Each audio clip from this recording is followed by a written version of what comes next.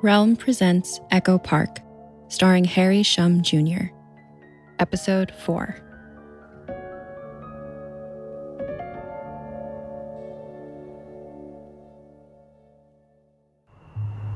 James, Echo Park, August 19th. Terrence slams me against the wall, hard enough that the back of my head connects with the alley's faux brick facade. The impact rings from back to front, causing my maybe fractured nose to explode in pain once more. My eyes tear up again. In the scuffle, the gun falls from my pocket, clattering between us. What the fuck, Terry? No. What the fuck, Zong? Why are you here? Are you trying to get Charles killed? Terrence backs up, letting me go. I reach out to grab his arm, but Terrence whips it out of reach.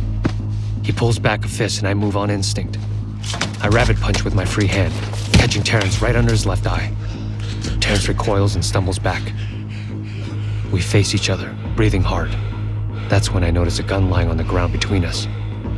The gun Terrence bought, right before he disappeared. Still holding my nose with one hand, I hold up my other in a fist. Are we going for round 2? Terrence rubs his eye, blinking several times. What are you talking about? I don't want to fight. You attacked me first! You're the one who punched me in the eye! What are you doing here? With the fucking gun! Terrence points at it. In response, I kick it toward him. It's your gun, Terry. Courtesy of your boy Floyd. He basically threw it at me thinking I was you. When did you go full gangster? In all honesty, I can barely see Terrence through my tears. My punch was a lucky hit. I have enough trouble breathing, so I'm not in a position to stop Terrence when he grabs my face. Before I can protest, Terrence's thumbs explore the bridge of my nose. Ha! The fuck? It's not broken, if that's what you're worried about, Terrence mutters. Now you're a medic? Briefly, I imagined a parental humiliation if Terrence had turned out to be a doctor. My parents were the ones who commissioned a clone in the first place. Maybe that's why. Hedged their bets. See if a different son could have turned out differently. I had to read up on first aid really fast these past few days. Zhang, go home before you get more hurt. I shake my head. Terry, I deserve an explanation. First, the gun, then you disappearing, now the fucking murders? I don't have time to explain. I need to catch up with him before anyone finds him. Terrence shoots me a warning look, and I remember not to mention Charles's name.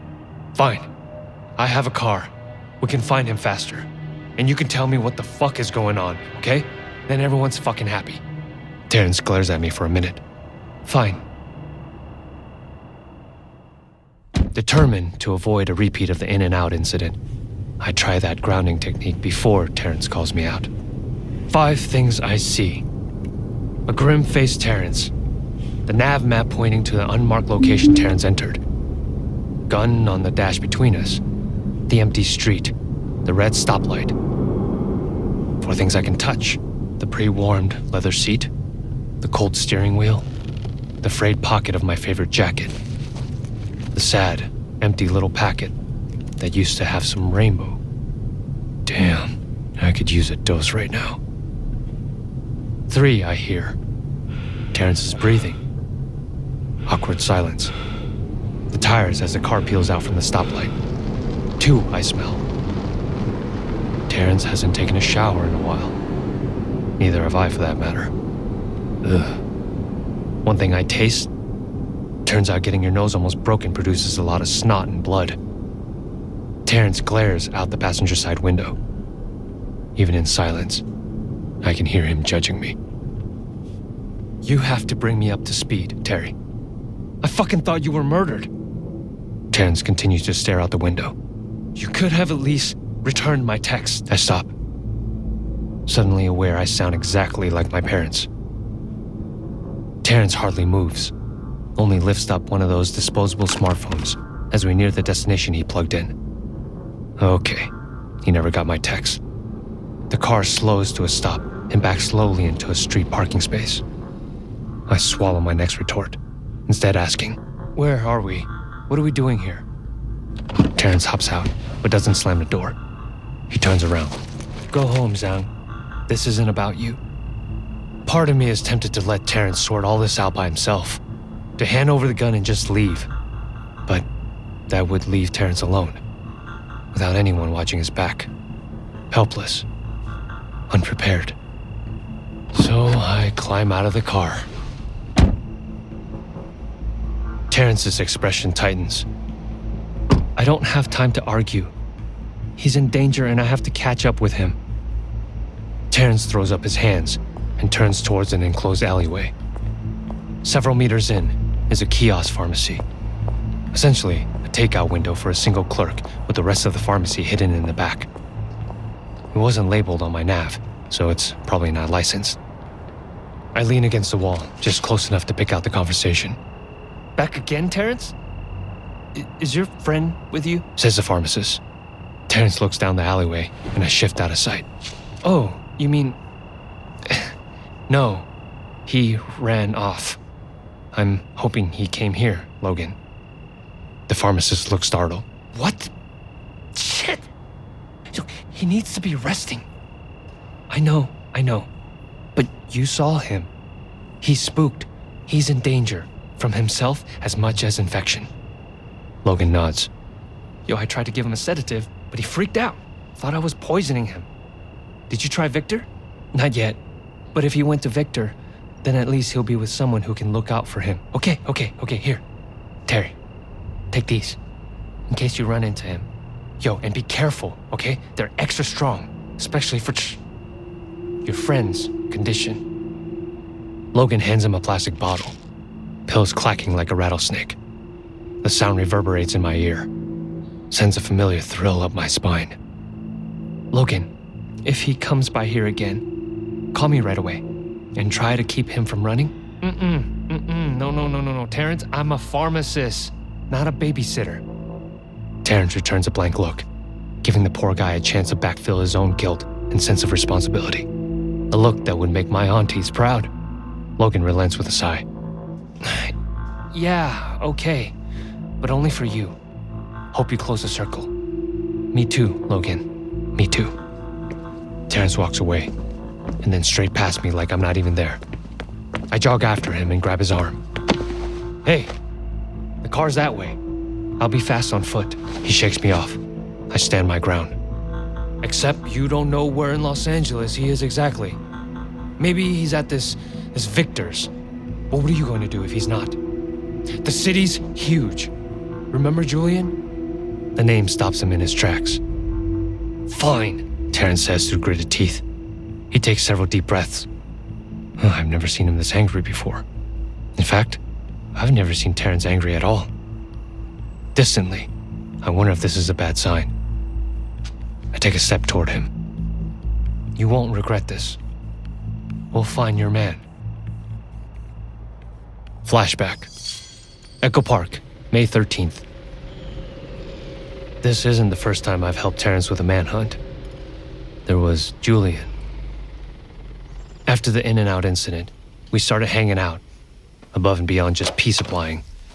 I showed up at Terrence's place with a couple of six-packs to watch the Angels game, attempting to explain the old game, fuck, marry, kill, with mixed results. "Oh, I knew I'd regret this. Why would I want to kill someone?" Terrence complained. "It's just a game. That's part of the rules." "No, James, a game tests mental or physical ability. Chess, Go, basketball, volleyball, math. Math is not a game," I groaned. "Proofs are just number puzzles." I rolled my eyes. "Fuck, my dad would love you. Not as much as he loves you, I'm sure."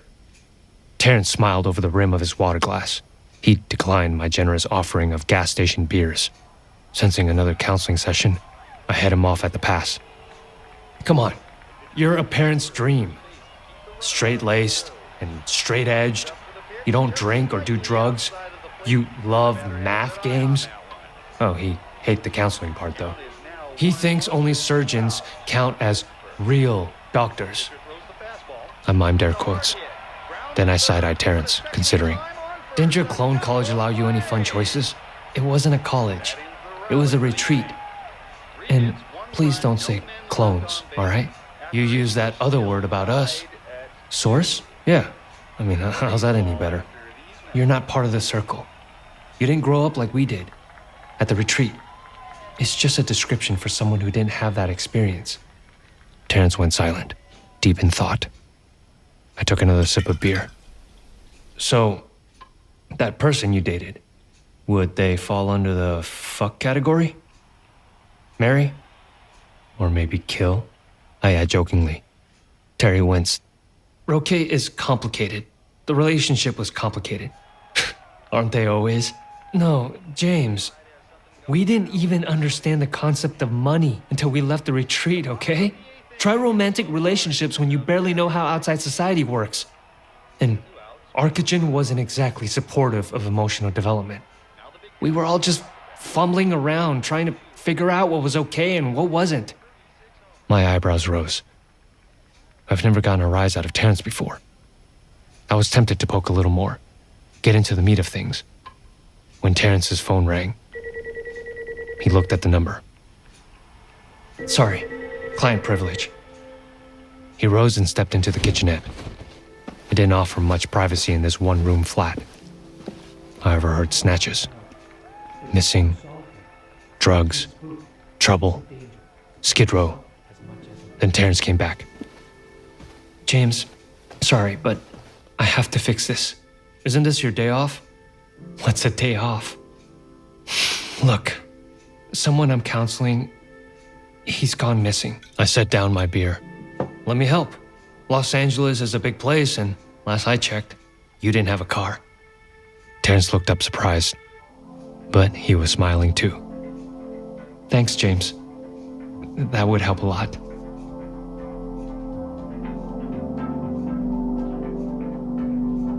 The missing clone's name was Julian. Terrence was counseling him for his drug problem. He'd already overdosed several times before, and the EMTs had dumped him at Skid Row.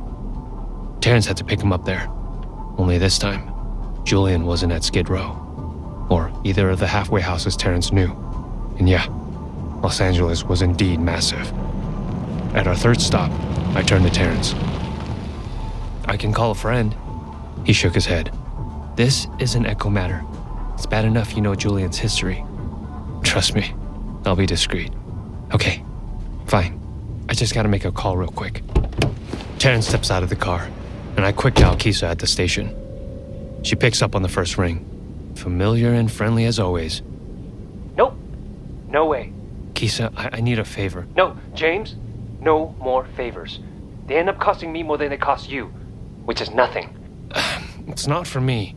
Like, I got a client, a drug user trying to get clean, but, having a hard time of it. Right. Let me guess. Your client needs someone to fake a drug test? Until I met Terrence, and a supply of clean bodily fluids, Kisa had been my main ally on the keeping my job front. Well, maybe not an ally.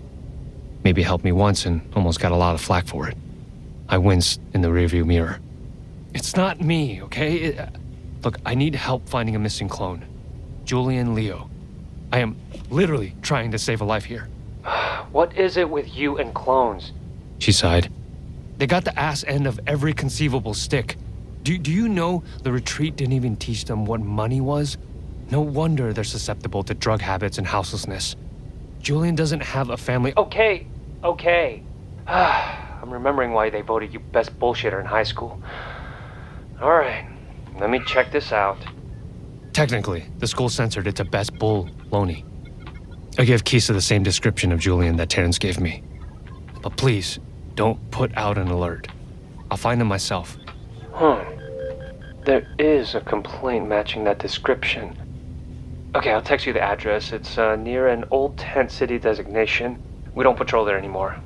Budget cutbacks. Oh, thank you. Kisa, I absolutely owe you. Drinks. Dinner? Hot yet inexpensive date? Oh, be still, my beating heart, Kisa said.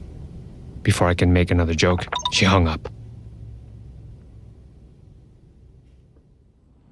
We beeline to the address. At the tent city. It's a bit of a misnomer, since most structures were tiny houses made of reclaimed wood, corrugated metal, and plastic brick. We split up. Terrence went west, I headed east. It didn't take long for me to find the gangly redhead who must be Julian, rolled in a ragged blue tarp. Terrence, what are you doing here? Julian stared at Terrence groggily. For a moment, I thought of correcting him. But then I realized how many questions I'd have to answer. Who I was, how I'd found him. He wouldn't trust me. He might even get mad at Terrence for involving me. Easier to pretend. Really, I was doing Terrence a favor. I'm looking for you, Julian. Making sure you're okay. What are you doing way over here? Cops are hassling me. Came here because I heard they don't come down this way. Smart. I took out a plastic prepaid cash card with a bit of money on it. Civil advisors hand these out instead of cash. Harder to steal. Then I took out a pen and wrote on the back. Listen, Julian, if a cop hassles you again, ask for Officer Keisa Lincoln. She'll help you out. Thanks, Terrence. I know I'm a disappointment, but you've never abandoned me. You're the only one who cares. He smiled. I returned it, ignoring an internal twinge of jealousy, maybe. No one had ever said that to me. In all my time as a civil advisor, I spent every day helping, but never once got thanked. When I first took this job, my dad told me that serving homeless people wouldn't get me any recognition. It started a whole night's argument. Now I hated to admit he might have been right. I scribbled on the card again. You know what, Julian? Maybe not Officer Lincoln. Ask for James Zhang. He's not a cop, so you can actually trust him. Julian laughed weakly. Even better. Okay, I need to make a call. I'll be back in a second. I slipped behind the nearest tent to text Terrence. A few minutes later, he found me pacing. Did you find him? Is he okay? I nodded. He's fine. Just a little confused. He thought I was you. Yeah, when Julian's on a bender, he gets confused about who is who. Probably doesn't help when people lie to him. I suppressed a twitch of guilt. I gave him my card, but I'm not sure he understood what I was saying. He's over by the blue plastic tarp. Terrence's eyes welled. James? Thank you. You've been a great help. I don't know what I would have done without you. Damn. 2 thank yous in one day? I smiled, downplaying the surge of satisfaction. Anytime, Terry. You can always lean on me. Do you need a lift back? No. I should sit with Julian until he gets lucid. Thanks again. Later that week, Keisa referred me to Watt as the clone expert. The department leaned on me more and more with interventions. Pretty soon, the civil advisors noticed. I heard rumors of a promotion to supervisor. Finally, real recognition. All from one phone call, too. Just for doing a good deed. I celebrated that weekend by mixing a little green envy into a bigger dose than usual of chunky rainbow. I deserved it. Echo Park, August 19th. Terrence and I hop in the car. It reminds me of the two of us looking for Julian not so long ago. Terrence tosses the pills into the glove compartment. I can't help but notice. I enter the address he gives me for Victor and tap go. Terrence stares out the window. The noise-canceling system turns the interior of the car as silent as a tomb. And then, I think someone within the circle is trying to kill Charles. I run through the list of names I learned during my tenure as Terrence. Benny? Sophia Newhouse didn't like the way he treated Mia. She thought he might have had something to do with Mia's death. No, they had troubles, but I can't believe Benny's capable of murder. I suppress a stab of irritation in my gut. Well, what about Roque? Terrence snaps his head to glare at me. You don't know anything about them. I manage a sheepish grin. I might have pretended to be you while looking for you. I think about Roque's hand on my chest, then wrapped around the gun. They definitely noticed, if it's any consolation. Terrence shuts his mouth, closes his eyes, and takes a deep, measured breath. I can see the tension standing out in his neck. You gotta admit, Roque's pretty intense.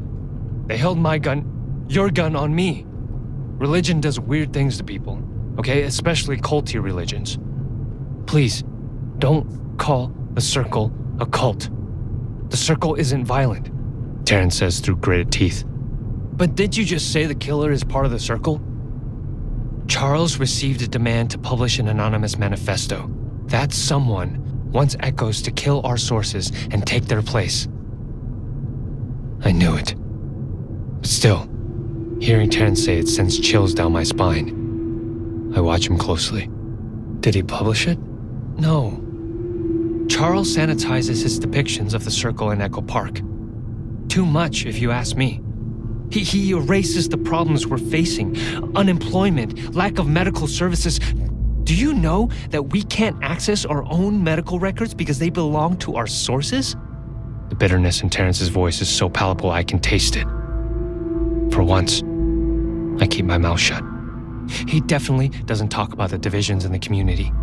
Iskender thought Charles was doing good outreach, but Roque believes sources have no business knowing anything about us.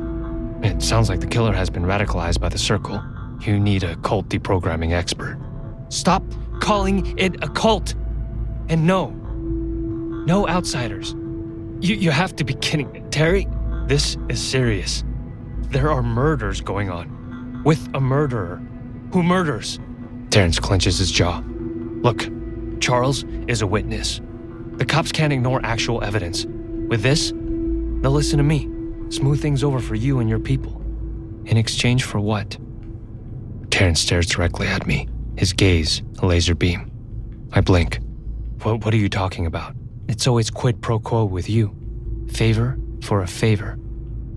My gaze drifts to the nav, even though the car doesn't need any help. That's how society works, Terry. No, Zhang. Our relationship is transactional. Whenever you do something for me, you always ask for something in return. So? That's how my family, a lot of Asian families do things. You should see my aunties and uncles mentally calculating favors. I must have hit a sore spot because Terrence goes back to staring out the window. After a minute, I lower my voice. I gave you money for the urine because you said you needed it. Fine.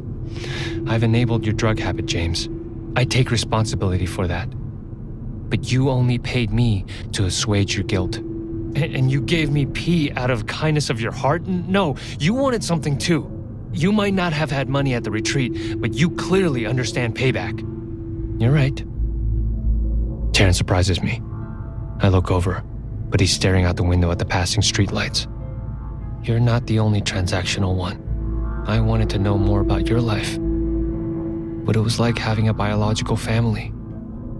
Families are made, not born.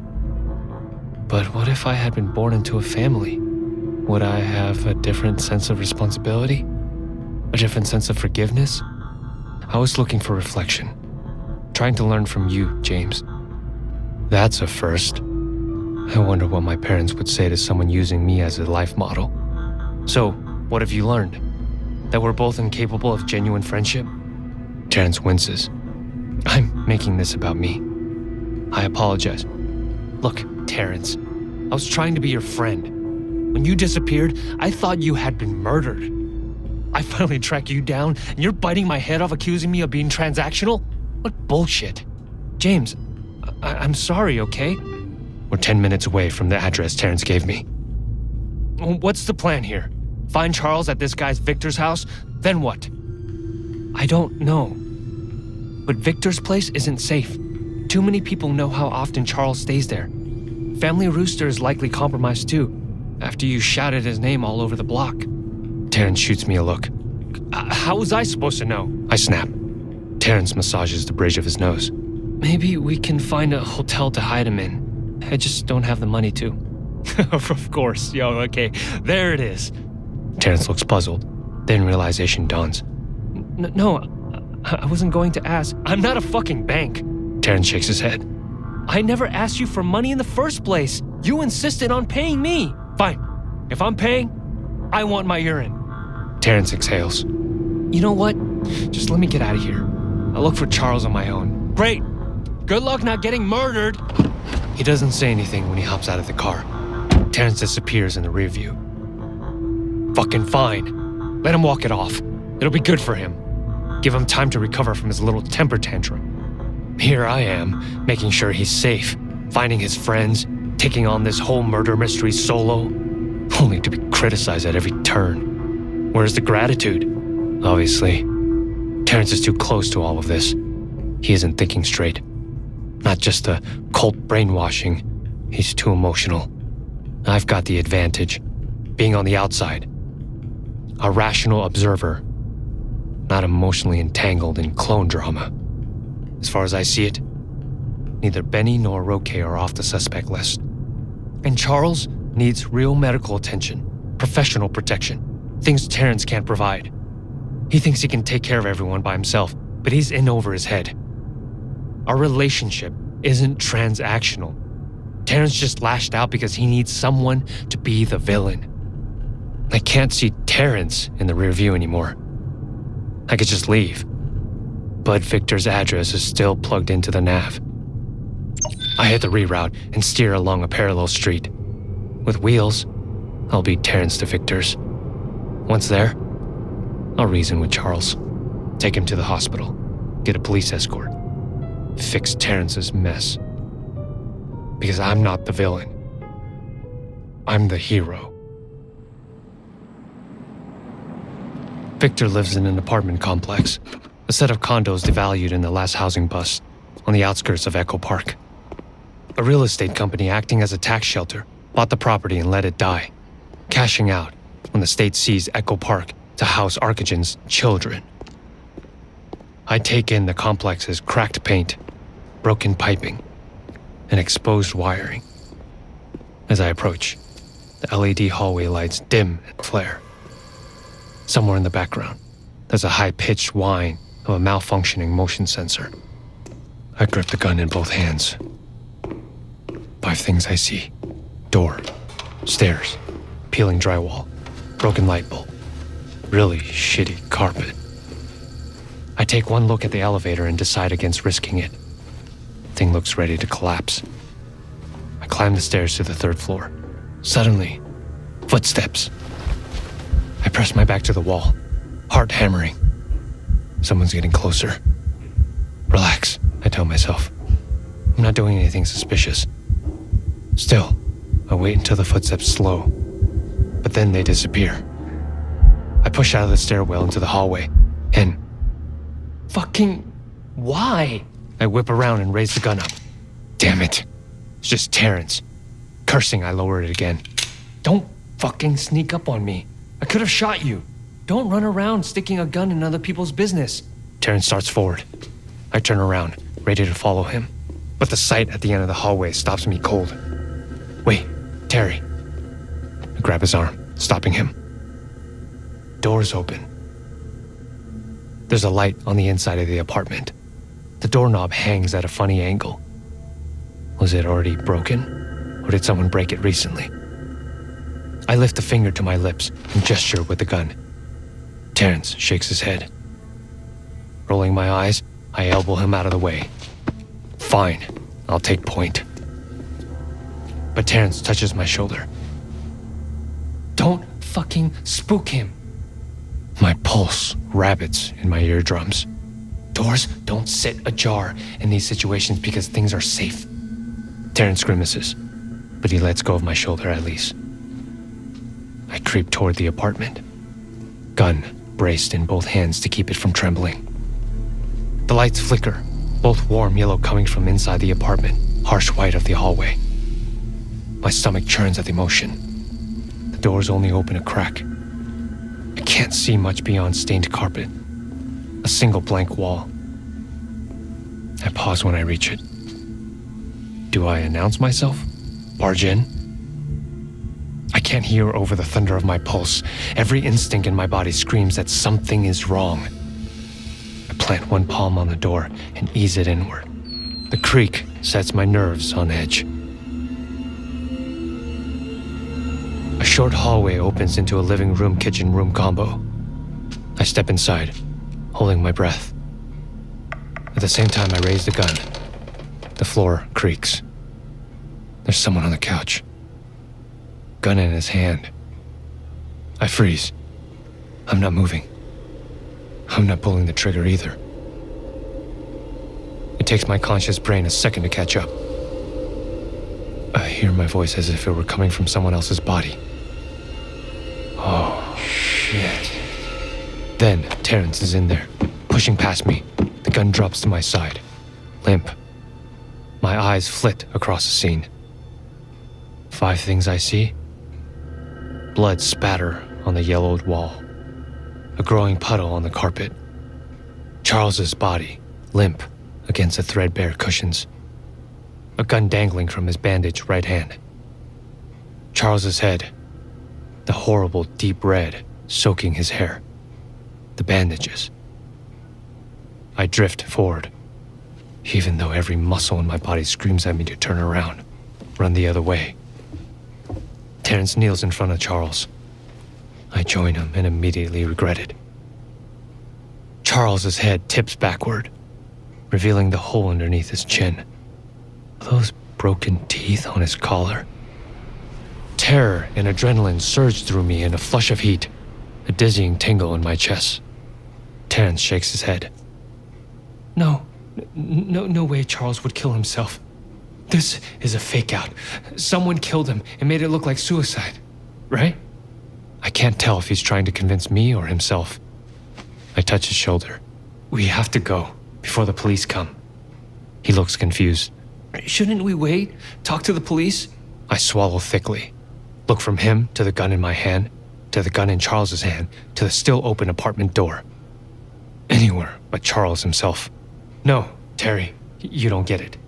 You and I are going to be suspects. Then you go. Like I said, this is an echo thing. Terry, I have to take responsibility for him. I was responsible for him, and now I have to make sure his body is taken care of. I'm the one in charge of funerals now, it seems. Make an anonymous call then. Don't get caught here at the scene. Just go, James. Look, okay. Look, think about it. Whatever you decide, I'll be waiting in the car. It's around the corner. You can jet anytime. Terrence makes no move, so I do. I have to. One more second in this room and I'll lose it. I almost throw myself down the stairs. I collect myself just before leaving the apartment complex, dimly aware there could be surveillance cameras, drones. Then I speed walk to the car and leap inside. I reach for my keys and realize I'm still holding the gun. Did people see me just now? Carrying it out of the apartment? What are you supposed to do in a situation like this? Ditch the gun? Wouldn't that look more suspicious? Ugh, what am I doing? I'm still holding the gun. My hand shakes so hard, slicked with sweat, that it takes me a couple tries to open the glove compartment. I toss the gun inside. It rattles. Slowly, I reach inside, remove the small plastic bottle. The pills Terrence got from Logan. For Charles's pain. Well, he doesn't need them anymore. Oh, fuck. He's dead. Is it my fault? He was safe at Family Rooster until I showed up. No. I was just looking out for Terrence. I had no idea what was going on. Charles is the one who ran off, and Terrence kept me in the dark about all this. I struggle with the safety cap on the bottle. My heartbeat thumps in my chest. Each beat, a blow that shakes my hands. Each blow, a gunshot in my ears. Through Charles's head. The fucking teeth. I try to shake that thought out, staring out the window, muttering. 5 things. Let's go. Apartment complex. Street sign. A dead man on a couch. Fuck! I shake my head. The bottle rattles with me. 4 smells.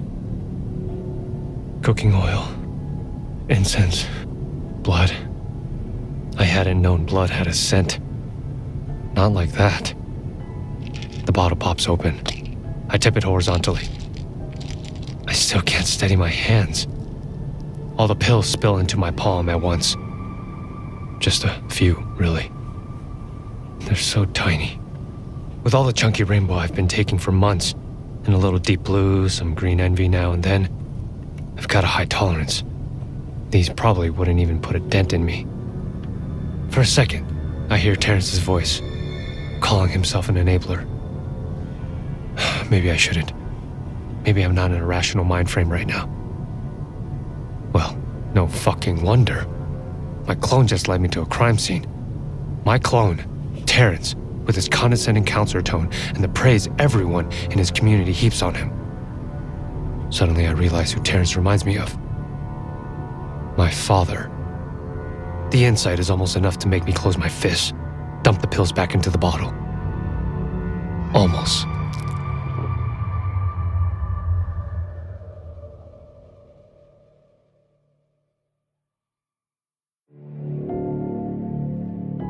You're listening to Echo Park, starring Harry Shum Jr. Echo Park is a Realm production. Realm, your portal to another world. Listen away.